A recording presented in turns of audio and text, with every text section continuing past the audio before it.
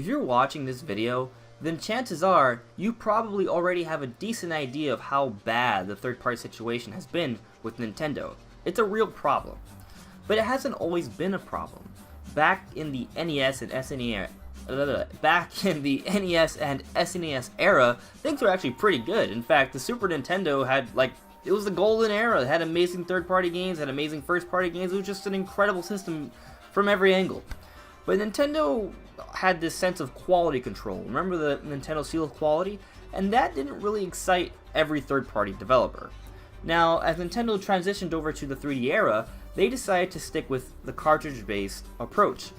And because of this, it was really costly to develop for the N64, and it could also not really store as much data. So the PS1 kind of came out around the same time, a little earlier, and it was a lot cheaper, and it had discs, and you could store as much data as you wanted. So a lot of third parties took this situation and just ran over there. They all migrated over to the PS1, where they weren't forced in terms of, there wasn't this quality control.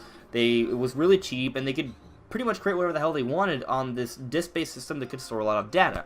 Now, yeah, the PS1 wasn't as powerful as the N64, and the loading times were abysmally slow, but it had tons of third parties, and it was a very cheap system. So as a result, it was incredibly successful, and the N64 was not so much, not by comparison. Now, as we move on to the GameCube era, Nintendo did improve things a little bit. They switched over to the disc-based medium, and it was a little bit cheaper to develop for. However, it was a small disc, and this allowed for incredibly fast loading times, which was awesome, but they also could not store as much data. So that, in conjunction with the lack of online functionality for the most part, a lot of GameCube games were missing in key third-party features, and sometimes even complete whole games. Now, the GameCube situation was still a lot better than the N64, and it may have been the best situation since the Super Nintendo era, but it still was not that great. Now, with the Wii, it got even worse. So yeah, the Wii is one of Nintendo's best-selling home console ever. Yeah, it's true, and it got amazing first-party games, and it had some great third-party games too, some great spin-offs like No More Heroes.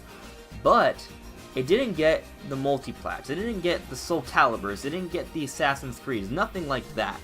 And that's what kind of really sucked, because, those are the kind of games I kind of missed when I had it on the GameCube. At least the GameCube had that, right? Well, no, the Wii didn't.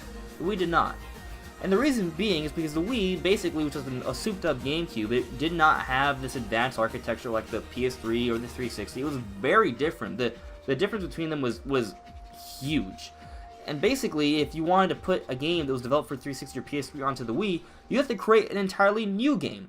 So it just didn't make much good business sense. Even though the Wii sold so much, when you consider the install base of the PS3 and 360 combined, it made much more sense to just to develop for those systems, which were very similar and easy to port between each other, than making something for the Wii.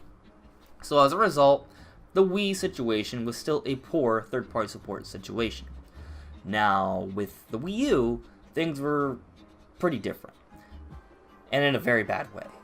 But in the beginning, things actually seemed a little promising in terms of third-party support, because there was a lot of third-party support. We had Batman, we had Assassin's Creed. Things looked kind of promising, actually.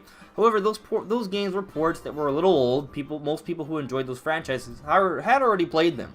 So there wasn't really much, most people didn't really feel compelled to buy them, so they didn't really sell very well, and they were all kind of competing against each other. There was a lot of games right in the beginning.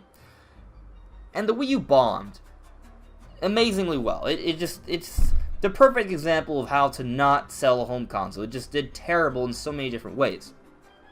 Nintendo created a system that had an architecture that was different, unique, but also many bottlenecks.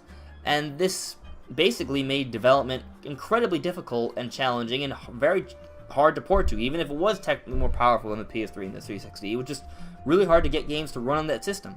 And Nintendo didn't have the kind of ecosystem where they could communicate very well with third parties and kind of help them figure it all out. In fact, I've heard that it would take at least a week whenever the third-party developer would have an issue to get a good answer from Nintendo.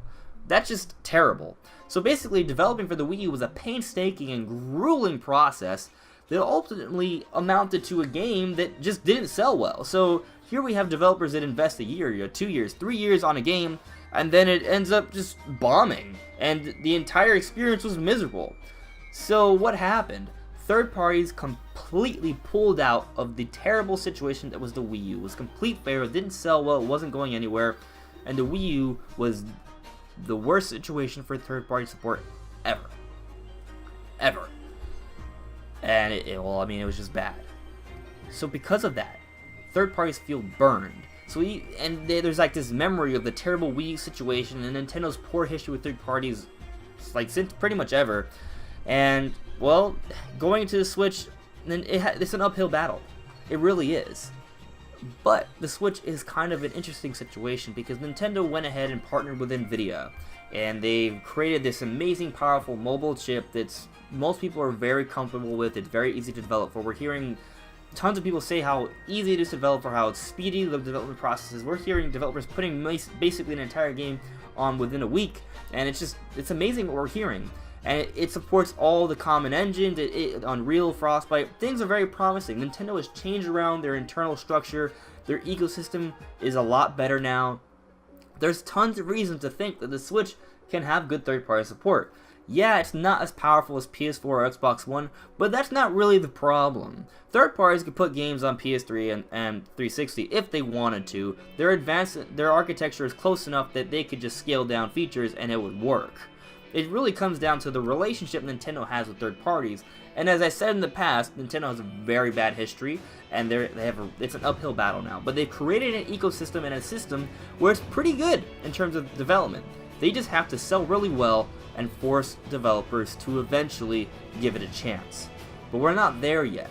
And I'm not saying the Switch is going to have all the cutting-edge third-party support. There's going to be games that just won't come on the system. But for the most part, you will be able to expect the most mainstream multi-plat games to come to the system if it sells really well.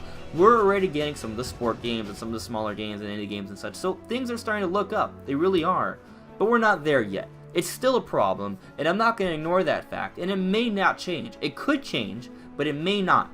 It ultimately comes down to what Nintendo does, how they handle the situation with third parties, and that the system sells well. And they need to meet demand, because right now they're not meeting demand. They're selling well, but they could sell a lot better if they were to meet demand. So, hopefully things work out. But do you guys think it will work out? Can it work out? Will it ever work out? Let me know what you guys think in the comments below. These are my thoughts, my opinions, of course, but I'm also curious what you guys think. Anyways, everyone, thank you so much for watching, and I'll see you all really soon. Bye.